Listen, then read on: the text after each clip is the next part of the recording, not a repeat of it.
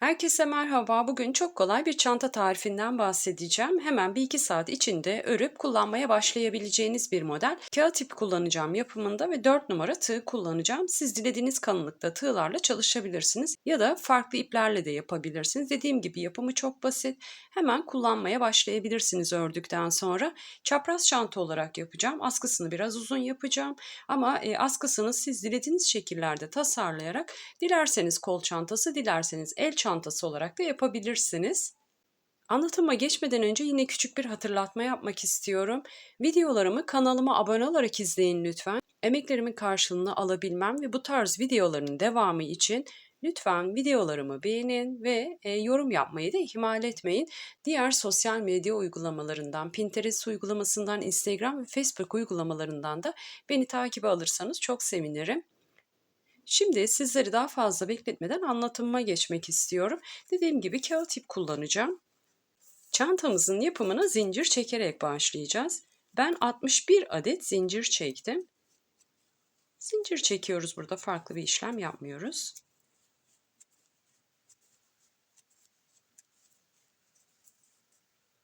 ...61 adet zincir çektim. Zincirimizi çektikten sonra ilk sıramız ikili trabzan olarak ilerleyecek. Şimdi 61 zincir çektikten sonra 3 zincir daha çekiyorum. Bu 3 zincir benim ikili trabzanım olacak. 1, 2, 3, 4. 4 zincir atlayıp 5. zincirin göbek kısmına batıyorum.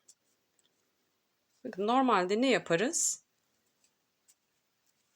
Zincirlerimizin şöyle şuradan şu kısımlarına batarız. Şöyle çeviriyorum. Orta kısmında tek ilmeklerimiz var yatay bir şekilde. Oradan tığımızı geçiriyoruz. Bakın tek ilmekten geçirdim. İkili trabzan yapıyorum. Tekrar gösteriyorum. Şuradan değil, şöyle çeviriyorum. Yatay bir şekilde tek ilmekten tığımı geçiriyorum ve ikili trabzan yapıyorum. Bu şekilde sıra sonuna kadar ikili trabzan yapmaya devam ediyorum. Çekmiş olduğum şu 3 zincirle birlikte 61 adet ikili trabzanım olacak. 61 adet ikili trabzanımı yaptım. Uzun bir parça elde etmiş oldum. Şimdi ikinci sıramıza geçiş yapacağız. İkinci sıramıza geçiş yaparken bir zincir çekiyorum. Geriye dönüyorum. Hemen ilk ikili trabzanın tepe boşluğuna batıyorum. Tığıma ilmek dolamadan battım. Bir tane sık iğne yapıyorum. Sonraki trabzanın tepe boşluğuna geçiyorum. Bir tane sık iğne. Sonraki trabzanın tepe boşluğuna geçiyorum. Sık iğne. Bu şekilde tüm ikili trabzanlarımızın tepe boşluklarına birer adet sık iğne yaparak sıra sonuna kadar ilerleyeceğiz. Yine 61 adet sık iğnemiz olacak. Çantamızı bu şekilde dönüşümlü olarak öreceğiz. Bir sıra ikili trabzan, bir sıra sık iğne. Şimdi 61 adet sık iğnemi örüp 3. sıraya geçişi göstermek istiyorum. İkinci sıramı tamamladım. Şimdi 3. sıramıza geçiş yapacağız. Yine ikili trabzan yapacağız. Burada da bir zincir çekiyorum. Dilerseniz burada 3 zincir çekerek bir adet ikili trabzan yapabilirsiniz. Ben öyle yapmayı tercih etmiyorum. Bir zincir çekiyorum, geri dönüyorum. Hemen bakın şuradaki ilk ipe boşluğuna batıyorum. Tığımla ilmeğimi çekiyorum. Şu ilmeğin kaçmamasına özen gösteriyorum. Bu şekilde uzun bir ilmek çekiyorum. Tığımın başındaki ipe şu şekilde elimle baskı uyguluyorum. Ve o ipimin etrafından tığımı dolayarak şu şekilde tığımda ilmek olmasını sağlıyorum. Şurayı lütfen baskılamayı bırakmayın ki çözülmesin. Şurada bırakmış olduğumuz ilmekten tığımızı geçiriyoruz. 2 ilmeği bir seferde, 2 ilmeği de bir seferde boşaltarak ikili trabzan yapıyorum. Şimdi ikili trabzan örmeye devam ediyoruz. Her bir sık iğnenin tepe boşluğuna birer adet ikili trabzan yapıyoruz.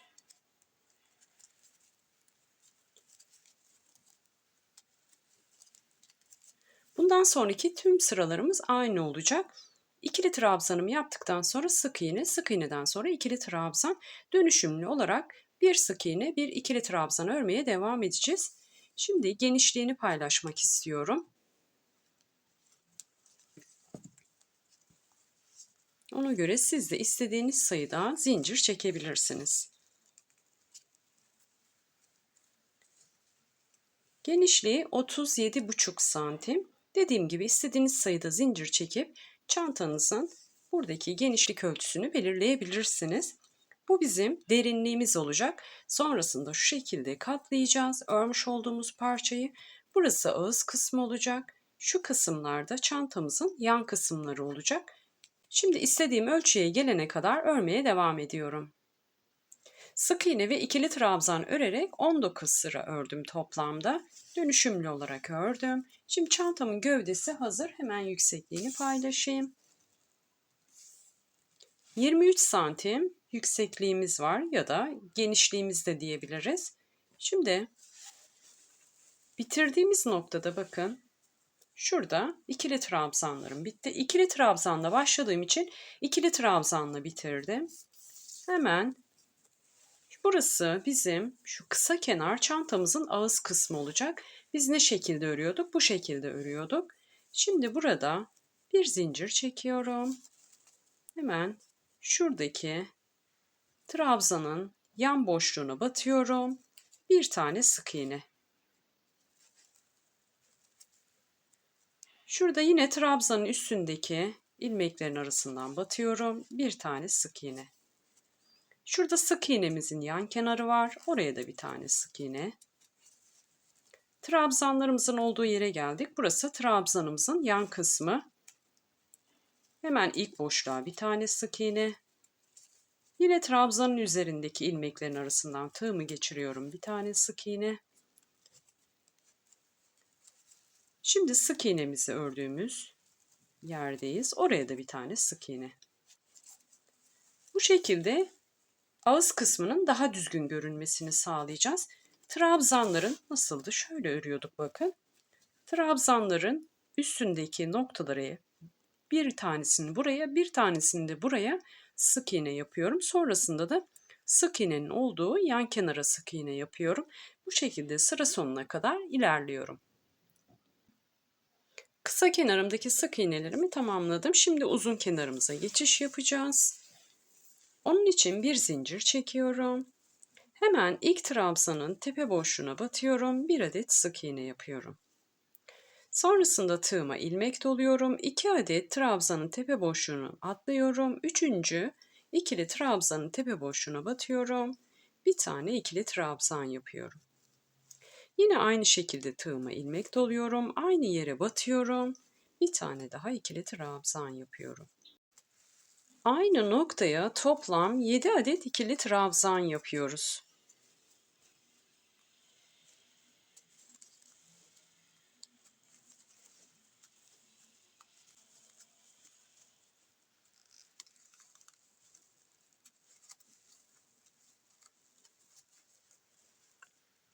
Yedi adet ikili trabzanımı yaptıktan sonra battığımız nokta şurası. 1, 2 boşluk atlıyorum. 3. boşluğa batarak bir tane sık iğne yapıyorum. Şimdi yine aynı şekilde tığıma ilmek doluyorum. 2 boşluk atlıyorum. 3.'ye batıyorum. 7 adet aynı noktaya ikili trabzan yapıyorum.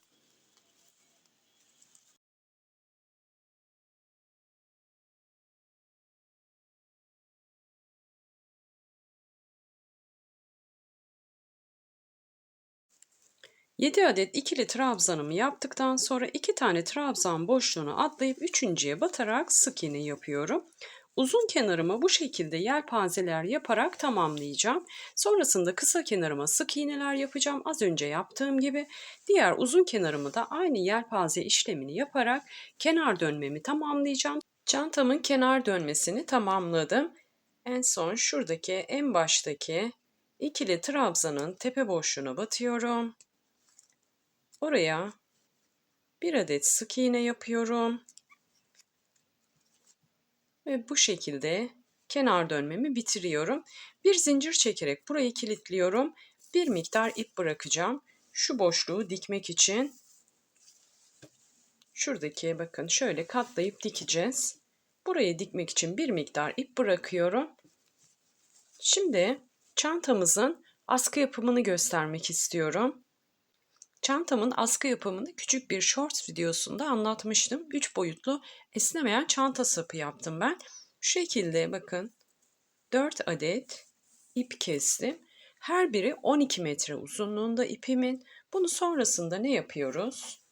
7 metreyi bir tarafta, 5 metresinde bir tarafta bırakarak küçük bir örnek üzerinde anlatacağım. Şu şekilde orta kısımdan yani 7 metreyi bir tarafta bırakıyorum. 5 metreyi de bir tarafta bırakıyorum. Şu şekilde düğüm atıyorum. Tığımı geçiriyorum. 7 metre olan kısım şu şekilde elime doluyorum. Uzun kısmı aslında burada istediğiniz ölçüde bırakabilirsiniz. Ben 12 metre uzunluğunda ip ayırdığımda 1 metrelik sap elde etmiş oldum. Şimdi uzun kısmı elime doladım. Kısa kısmı ise bu tarafta bıraktım. Bunu bu şekilde tutuyorum. Tığımın başıyla şu şekilde kısa kısmın şöyle tığımın başını altından geçiriyorum. Burada ne yaptık? 2 tane ilmeğimiz oldu. Şimdi şu örmeye devam edeceğim ip elime doladığım ip. İpimizin uzun kısmı. Onu tığımın başıyla şu şekilde çekiyorum. Bu 2 ilmekten geçiriyorum. Tekrar aynı işlemi yapacağız. Şu elimizde tuttuğumuz ipten yine tığımızı şu şekilde doluyoruz. Örmeye devam edeceğimiz ip uzun kısımda. Onu da tığımızın başıyla şu şekilde çekerek aradan geçiriyoruz. Bakın. Bunu istediğiniz kalınlıkta da yapabilirsiniz. 4 kat ip kullanmak zorunda değilsiniz. 2 kat da yapabilirsiniz. Daha kalın da olabilir.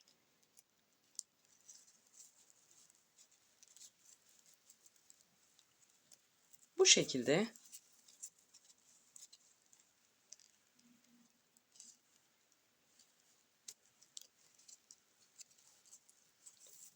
bakın şöyle bir şekil elde ediyoruz. Bitmiş halini de göstereyim hemen. Bitmiş hali de askımın bu şekilde. Askımla ilgili başka bir detay yok. Şimdi diğer aşamamıza geçelim. O da nedir? Çıt çıtımı dikmek için çantamın ağız kısmına küçük bir kapama parçası örmek istiyorum. Şimdi o aşamayı göstereceğim. Çantamın çıt çıtını dikmek için şu şekilde küçük bir parça hazırladım. Yine gövdesinde uyguladığım örme tekniğini uyguladım. İlk önce bir sıra ikili trabzan, sonra sık iğne, sonra ikili trabzan. 31 zincir üzerine 31 adet ikili trabzan, 31 adet sık iğne, 31 adet ikili trabzan yaparak toplamda 3 sıra ördüm. Genişliğini ve uzunluğunu paylaşmak istiyorum. 3,5 santim genişliği var. Parçama çıt çıtını dikeceğim. Uzunluğu ise 19 santim. Şimdi çantamızda olduğu gibi yine kenar dönme yapacağız. Yelpaze modeli yapacağız. Bakın ikili trabzanımı bitirdiğim noktadayım. Bir zincir çekiyorum burada ipimi kilitlemek için. Tığıma ilmek doluyorum. Şurada bakın sık iğne örmüşüz bir sıra. Hemen onun yan boşluğuna batıyorum. Buraya toplam 7 adet ikili trabzan yapıyorum.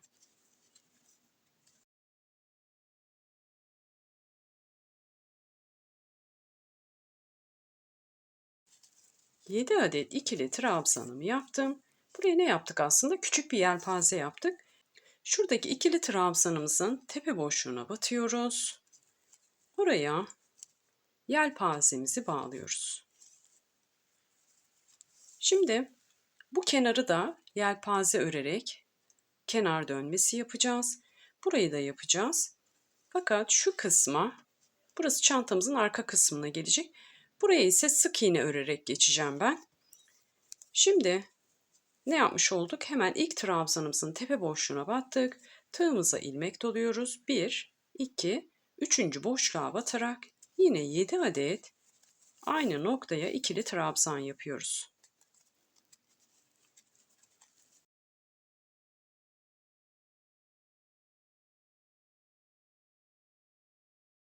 Yedi adet ikili trabzanımı yaptım.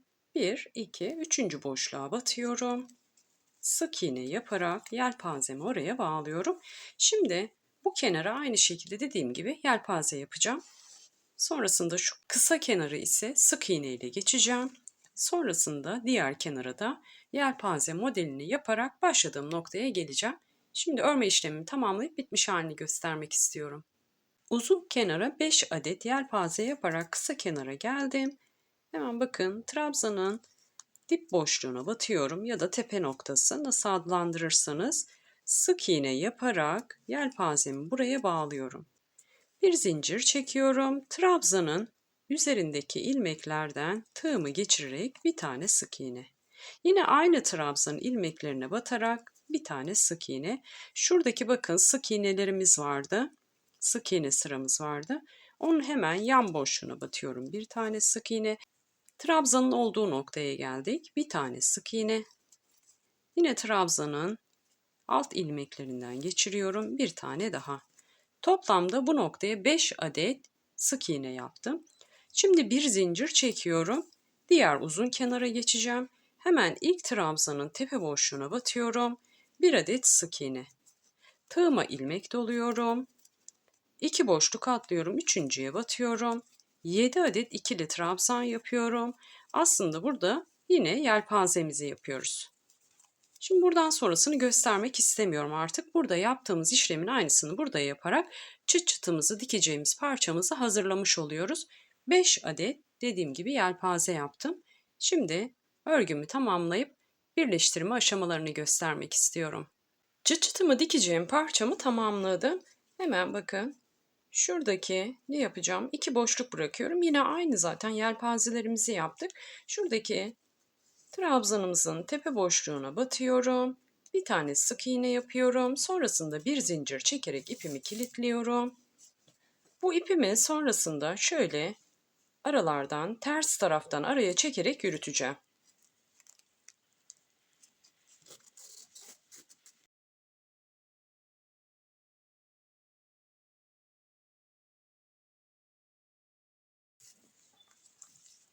Bu şekilde arka kısımdan yürütüyorum. Tüm parçalarımı ördüm. 3 parçadan oluşuyor şu an için çantam. Şimdi bunları birleştirme aşamasına geçelim. Çantamın birleştirme aşamasına geldim. 3 parçam var. Şimdi bu 2 parçayı şöyle kenara alıyorum. İlk önce gövde birleştirmesini yapacağım. Burada kaç tane? 1, 2, 3, 4, 5, 6, 7, 8, 9, 10 tane bizim yelpazemiz var. 5 tanesi bu tarafta, 5 tanesi bu tarafta kalacak şekilde şöyle ikiye katlıyorum çantamı. Sonrasında zaten dikmek için ip bırakmıştım. Bırakmasanız da çok önemli değil. Yine sonrasında iğnenize ip geçirerek yapabilirsiniz. Bakın şurada şu trabzanlarımız var. Bu trabzanlarımızın tepe boşluklarından sırayla dikerek birleştireceğiz. Hemen iğnemi geçiriyorum. Çantamın iki ucunu birleştiriyorum. Dilerseniz makineyle de dikebilirsiniz. Ben elle dikiyorum. Bakın şuradaki uygun yerlerden sırayla geçiriyorum. Burada hiç farklı bir detay yok. Düz bir şekilde dikiş yapacağız. Trabzanların tepe boşluklarından şuradaki trabzanlarımızın tepe boşluklarından sırayla geçirerek dikiyorum. Her iki tarafı da yine bakın altta da yine trabzanın tepe boşluğuna denk getiriyorum ki çantamızın dikiş yerlerinde boşluklar oluşmasın. Bu şekilde buraya dikeceğim. Sonrasında diğer köşeyi dikeceğim. Sonrasında ise çantamın çıtı için ördüğüm parçayı çantamın gövdesine dikeceğim. Sonrasında ise askı birleştirmesi var. Şimdi çantamın birleştirmesini yapıyorum. Diğer parçaların birleştirmesine geçiyorum. Çantamın gövdesini birleştirme işlemini yaptım. Bakın şu şekilde. Şimdi hangi parçamızı dikeceğiz? Çıt çıtımızı dikmek için ördüğümüz parçamızı dikeceğiz. Onu da şöyle göstereyim hemen. 1, 2, 3, 1, 2, 3 şu şekilde tam ortaya yerleştiriyorum. 1, 2, 3, 3 trabzan boşluğu burada kaldı. 1, 2, 3, 3 trabzan boşluğu da burada kaldı. 4. trabzanı şu şekilde ortalamış olduk. Göz kararı dikiyorum. Burada nasıl diktiğimizin bir önemi yok. Yanlarda bıraktığınız boşluğu metreyle ölçerek de ayarlayabilirsiniz. Şöyle şu ortadaki bakın tam orta noktaya gelen trabzanın birleşme noktasını da aynı şekilde ayarladım. Şöyle koyuyorum. Şöyle yerleştiriyorum parçamı. Şuradaki yelpazemizin başlangıç noktasından şu şekilde dikerek ilerleyeceğim. Diğer yelpazemizin bitiş noktasına kadar. Şöyle elimle tutacağım. Burada istediğiniz şekilde ayarlayabilirsiniz boşluklarınızı. Farklı bir işlem yok dikiş işlemlerinde. İstediğiniz gibi dikebilirsiniz.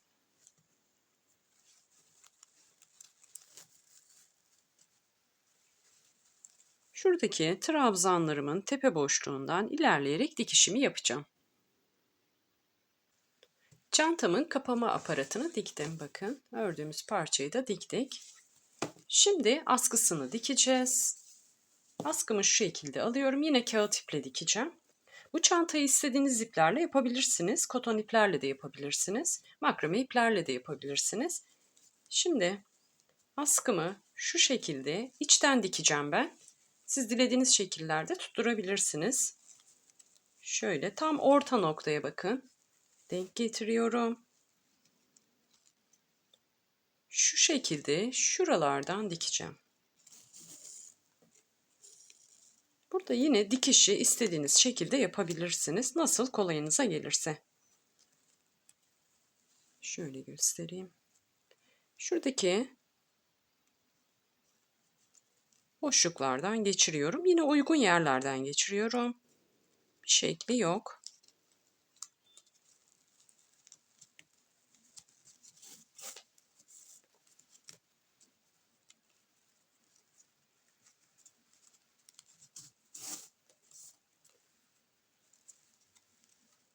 Tam orta noktaya denk getiriyorum ki çantam dengeli dursun. Birkaç kez aynı noktalardan geçirerek dikeceğim. Rastgele dikiyorum açıkçası.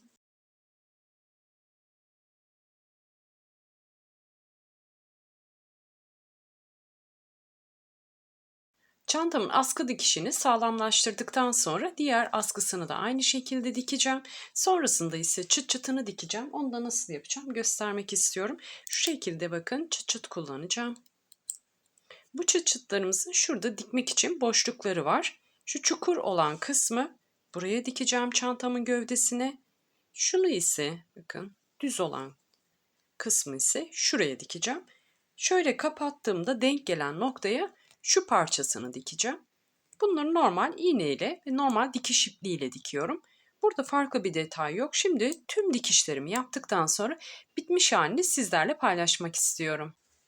Çantamın yapım aşamalarını tamamladım. Artık kullanıma hazır. Çıt çıtını da diktim. İçini de şöyle göstermek istiyorum. Arkası da bu şekilde. Gayet kullanışlı, hoş bir model ortaya çıktı. Hem günlük hem de özel kıyafetlerinizle kullanabileceğiniz güzel bir model ortaya çıktı. Askısını da tekrar şu şekilde yakından göstermek istiyorum. Farklı askılar da kullanabilirsiniz. Çantamın yapımında ben 200 gram kadar ip kullandım. Tabii ki ip miktarınız boyutlarına göre değişecektir. Yine ip çeşidini farklı tercih ettiğinizde ip miktarınızda değişiklik gösterecektir. Çantamın yapımıyla alakalı tüm detaylardan videomda bahsettim. Yine sormak istediğiniz şeyler olursa yorumlara yazarak sorularınızı sorabilirsiniz. En kısa sürede sorularınıza dönüş yaparım. Çantamın ölçülerinden de bahsetmek istiyorum. Bu şekilde genişliği 27 santim, derinlik ölçüsü ise 21 santim. Askısını zaten 1 metre olarak çalışmıştım. Ama siz dilediğiniz uzunlukta çalışabilirsiniz. Dediğim gibi yine sormak istediğiniz şeyler olursa yorumlar kısmına yazarak bana sorularınızı sorabilirsiniz. Videomu sonlandırmadan önce tekrar bir hatırlatma yapmak istiyorum. Lütfen videolarımı kanalıma abone olarak izleyin. Bu tarz videoların devamı için ve emeklerimin karşılığını alabilmem için yorumlarınız, beğenileriniz ve kanalıma abone olmanız benim için çok önemli. Diğer sosyal medya uygulamalarından da beni takip ederseniz yine beni desteklemiş öğrenmiş olursunuz. Pinterest uygulamasından, Instagram uygulamasından ve TikTok uygulamasından beni takip almayı unutmayın lütfen. Bir sonraki videomda görüşmek üzere. Yapacak olanlara kolaylıklar diliyorum. Hoşça kalın.